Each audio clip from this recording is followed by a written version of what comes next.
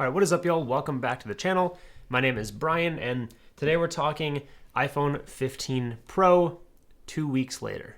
So before we get into this, for reference, I'm coming from a 13 Pro. So whenever I'm talking about things, that's kind of my frame of reference. I didn't even have a dynamic island before I upgraded to the 15 Pro. I also had a 128 gig 13 Pro. This is a 256 15 Pro, which is going to be important a little bit later in the review. I'll tell you why. So there are a few new things about this phone. For one, it has a faster chip. It's the A17 Pro chip, basically even faster than the already super fast 14 Pro. And I think it makes sense to kind of talk about this review in a few different parts just because there's a lot going on with the new 15 Pro. The first is design. And you can see pretty clearly I went with the 15 Pro in the white titanium. And I'm extremely happy with this decision for a couple reasons. One, I don't know if you can tell, this is not like a white. It's more of like a silvery because the glass on the back of the 15 Pro this year is this like frosted glass. It's not clear. There's definitely like a texture, like a matte finish to it. And it looks really premium and really high quality. But it also makes the colors a little bit more muted than you would expect. So white is more silver. The other thing is that with the lighter colors, the natural and the white titanium, you get the like raw titanium edges that are not colored, which helps with fingerprints. So there was like a fingerprint gate thing when the 15 Pro first came out. You're not going to get fingerprints on these very much. I can literally like grab them and nothing appears, which I'm very happy with. I didn't like how those fingerprint pictures were looking online when I was looking to buy one. This is actually overall probably my favorite design of an iPhone after a couple weeks, mostly because one, it's lighter. It's 187 grams, so lighter than you would expect, but also the new like design has rounded edges, kind of. It's hard to explain, but almost like where the titanium edges meet the glass. It feels more rounded than the previous years. So instead of like a sharp edge, it almost like leads into it and it feels better in your hand, like literally just to hold, which sounds ridiculous, but you can definitely tell the difference between the sharp edges of the previous models and the nice rounded edges of the new one. Now the 15 Pro has this 6.1 inch Super Retina XDR display, so everything is going to look as good as you expect it to. 120 hertz Pro Motion, so you're going to get that really nice high quality refresh rate. So kind of just the standard stuff you expect on a Pro model iPhone at this point. We'll talk about the action button and the USB-C in a little bit. The camera bump is interesting because it just seems to get bigger every year. And I'm curious, like at what point are we gonna get either like a different display? So it's gonna be like vertical cameras like Android phones, or the whole phone's gonna get thicker at some point because this bump just seems to keep getting bigger and bigger. I don't really know if there's a solution to that, but yeah, it's a little bit bigger this year. It hasn't bothered me though. Kind of the same as every other phone for the past 2 years. If you've had a previous iPhone, expect kind of the same experience from that bump.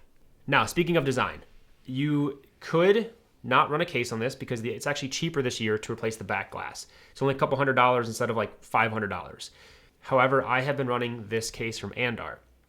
It's a premium full grain oil wax leather, which essentially means if you've ever had a previous Apple leather case, not the ones in the past few years, but before that, it's kind of like that where all of the scratches and blemishes actually make the case look better over time. It looks like real leather that wears and tears, because it is real leather that wears and tears. This version didn't have a button for the action button. Their new ones are going to. This was just like a pre-15 release date case, so they didn't have that made yet. The new ones are going to have that. So if you want to go order one of those, I'm going to have a link in the description that you can use for a couple of % off your order. And yeah, I really like this company. I really like everything they do. So if you want to check that out, links in the description. So to kind of finish off the design part of this review, I think it's great. I think it's a premium looking device for the price point. It feels good in the hand. It feels, all the button presses are good. I'm just happy with it. I think it looks really good. Now moving on to the action button, this really was interesting because this is like a huge selling point of the iPhone this year. And it seems like less of a big deal than they made it seem to me. There's a couple presets you can do for this button. So you can do like your camera, your flashlight, shortcuts, those kind of things. But the odd thing is there's only one action you can actually take with this button, which is to long press it. There's not like a single, double, triple press, long press distinguish or distinguishable actions. It's all just long press. So you can only do one thing with it right now. If you're good with shortcuts, you can actually do a lot. I saw a Twitter post of somebody setting up a shortcut so they could open their garage door with the action button, which is awesome. I mean, those are crazy things you can do. My problem is that for the average person, the average mom or dad or I don't know, millennial that has this phone, even if they might be a little bit more tech savvy than the average person, setting up a shortcut to do those like complicated tasks is like deep in the rabbit hole of techie. So I think if I had to bet, 80% of people are going to keep this button as mute and unmute, which is what mine is. It's still set. So like the same action that the Switch had before. And I would bet that's what a lot of people are going to keep it as. So I don't think it's as big of a deal as it was being made out to be, unless you're like the 5% of people who can set up a crazy shortcut to do some crazy home automation thing. It's just another button to me. Now, one of the big selling points for the iPhone every year, of course, the camera. So let's talk about it. This year, we're basically getting a 48 megapixel main camera, 12 megapixel ultra wide, 12 megapixel 2x telephoto, and a 12 megapixel 3x telephoto. Now, the one thing I would recommend if you have a Pro phone is go into your settings and turn on the Pro Res and Pro RAW settings for both video and photo. You're still gonna have to enable them when you're actually in the camera or shooting a video, but make sure they're on in your settings so you have access to that when you're actually shooting a picture. There's also a couple settings for how big you actually want to shoot the ProRes photos. So you have a 12 megapixel Pro RAW or a 48 megapixel Pro RAW Max.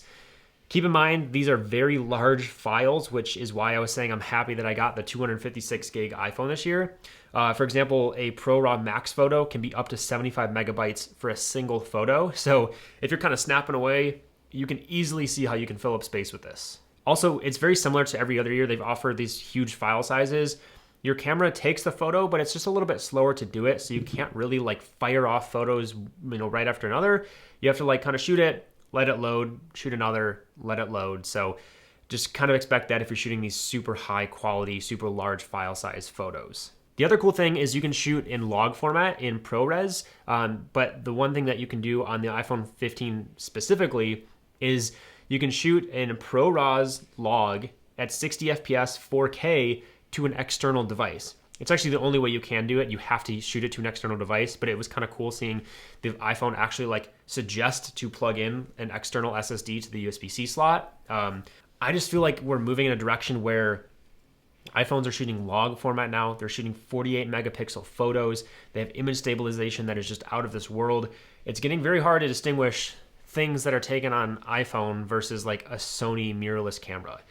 At this point, it's getting very close. I snapped a few photos using ProRAW, the 48 megapixel version, and some video using ProRes Log.